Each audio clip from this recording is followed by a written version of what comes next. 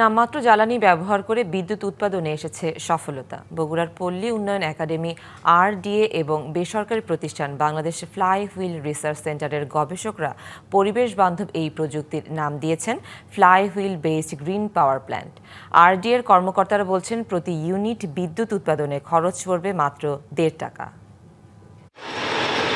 Flywheel বা ভারী চাকা ঘুরিয়ে বিদ্যুৎ উৎপাদনের জন্য প্রথমে একটি মোটরে বিদ্যুৎ সংযোগ দেয়া হচ্ছে। চাকা ঘুরতে শুরু করলেই বিশেষভাবে তৈরি জেনারেটর সক্রিয় হয়ে ওঠে। এরপরই শুরু হয় বিদ্যুৎ উৎপাদন।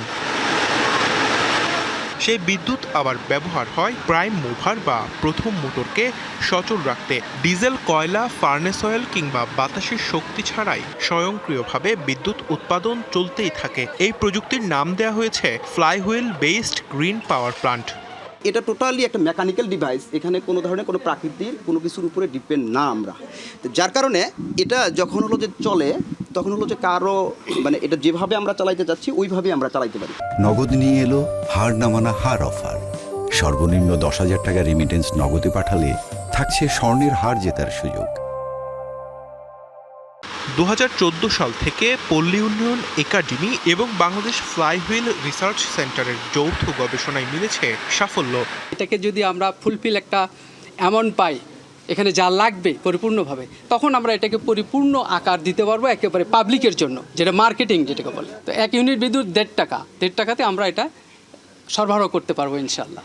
গবেষকরা বলছেন এই প্রযুক্তি ব্যবহার করে সর্বোচ্চ 1 মেগাওয়াট বিদ্যুৎ উৎপাদন সম্ভব।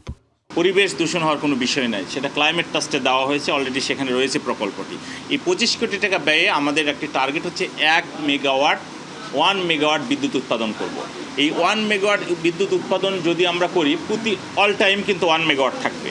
যন্ত্রটি তৈরিতে অর্থায়নের জন্য সরকারের কাছে সুপারিশের কথাও জানিয়েছেন স্থানীয় সংসদ সদস্য।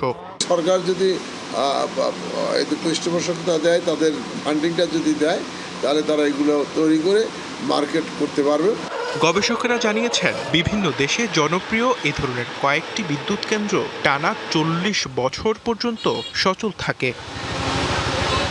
DBC news desk.